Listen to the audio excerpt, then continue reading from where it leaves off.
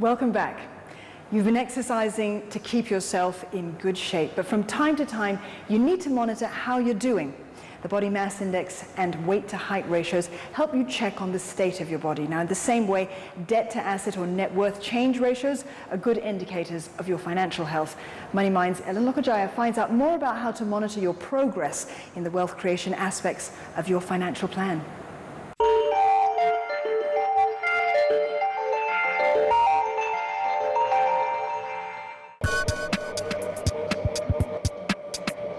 We exercise to keep ourselves healthy and fit. And how do we know that we've reached our health goals? Some may just weigh themselves and figure out their body mass index, while some might visit a doctor to get a health checkup. But how do you go about it when it comes to financial health? Well, you can find out if your financial goals are on track by using financial ratios to assess the health of your finances. One financial ratio is called the basic liquidity ratio. The ratio helps you to find out how much money you have to cover your expenses in the event of an emergency. You calculate your ratio by taking your liquid assets, which includes cash and bank accounts, divided by your monthly expenses like car loans, utilities and groceries.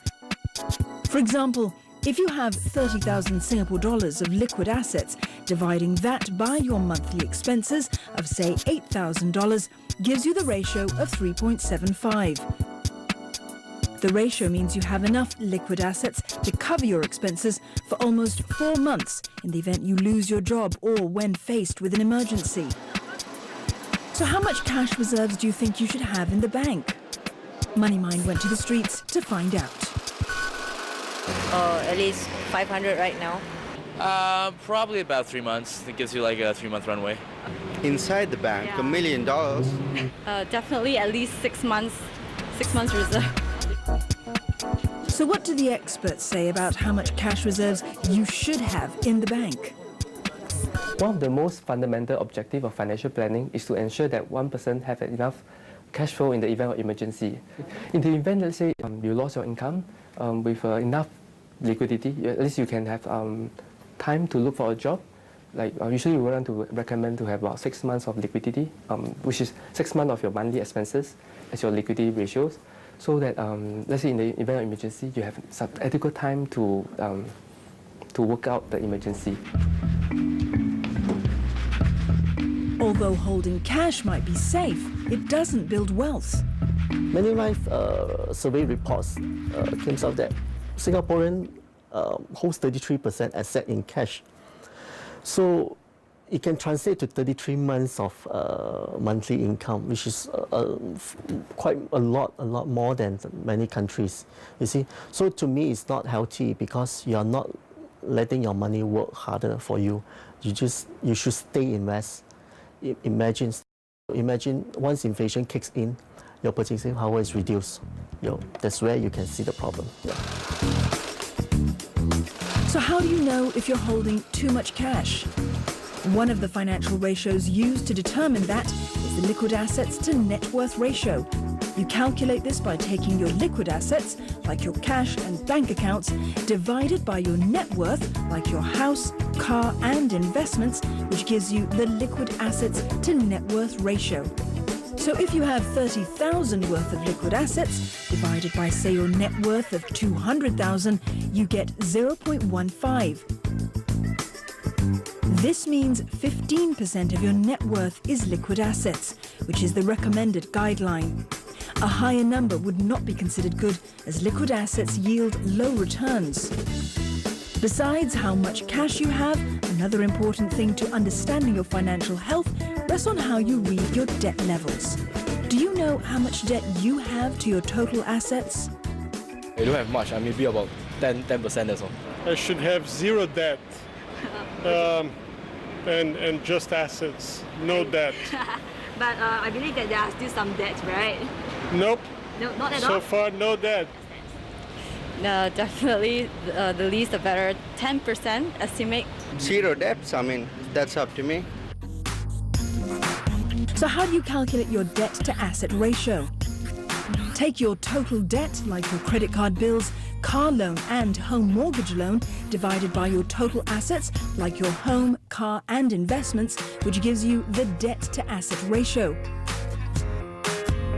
So, for example, if you have debts of $400,000, dividing that by your total assets of $1 million, you will get a ratio of 0.4. This means 40% of your financial status is in debts.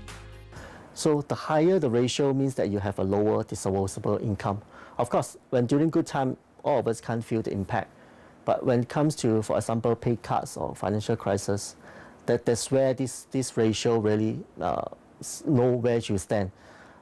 35% below is considered healthy, and 45% above is considered unhealthy. Another financial assessment tool that is familiar to Singapore residents is the Total Debt Service Ratio, or TDSR.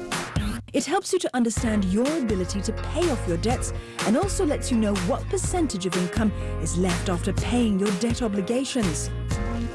To calculate your TDSR, take your total monthly debt repayment divided by your monthly income to get your ratio. And in this example, if you have $2,500 in monthly debt repayment, dividing that by a monthly income of $4,000 gives a ratio of 0.63. This means 63% of your monthly income goes to debt servicing. So, having a high ratio means that a big proportion of a person's income is actually used to pay off mandatory debts, and basically that would mean that might not be sustainable over a longer term. Yeah. So usually what we recommend is to have a ratio of 35% and below, so that there will be actually more resources for other, let's say, household or personal expenses. Yeah. These financial ratios are just some simple tools that you can use to check your financial health and also help you handle risks and make better investment decisions to reach your financial goals. To me, it would depend on how well you plan and execute at your young age. Of course, in general perceptions that, the more you're getting older, the more mature you are, you're more risk averse or conservative. But to me, it's not totally right. Imagine some person, start saving and plan during the younger day. So when they grow older, the financial ratio is very healthy and excellent. So which means that he can take a more risk tolerance compared to a young person who have poor ratio. And just like ensuring you are on track with your health goals with yearly checkups, financial planners recommend that you meet with them at least once a year to ensure that your financial health is in shape to reach your retirement goals.